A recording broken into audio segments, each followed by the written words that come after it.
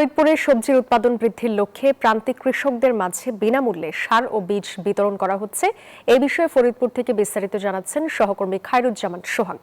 কিন্তু এক সময় পার্শ্ববর্তী জেলার সবজির উপর নির্ভরশীল ছিল, তবে সেই নির্ভরতা কাটিয়ে এখন ফরিদপুরের কৃষকরা সবজি উৎপাদন করছে।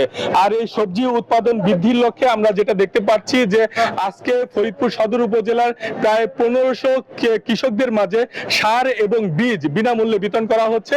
আমি এই মুহূর্তে দাঁড়িয়ে আছি ফরিদপুর সদর উপজেলা, যেখানটাতে দেখতে পাচ্ছি যে এই সদরে যারা কৃষক যারা রয়েছে তাদেরকে প্রণোদনার বীজ এবং সার প্রদান করা হচ্ছে, এবং কি পরিমাণ প্রণোদনার সার এবং বীজ প্রদান করা হচ্ছে সেই বিষয়ে আমরা সদর উপজেলা কৃষি কর্মকর্তার কাছে জানতে চাই। আজকে কি পরিমাণ সার বীজ আপনারা দিচ্ছেন?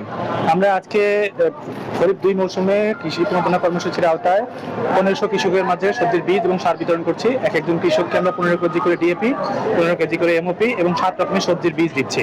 আমরা আশাবাদী যে এই সবজির বীজ বিতরণ কার্যক্রম সম্পন্ন করতে পারলে আমাদের ফরিদপুর সদর উপজেলার যে কৃষক আছে তারা অনেক উপকৃত হবে।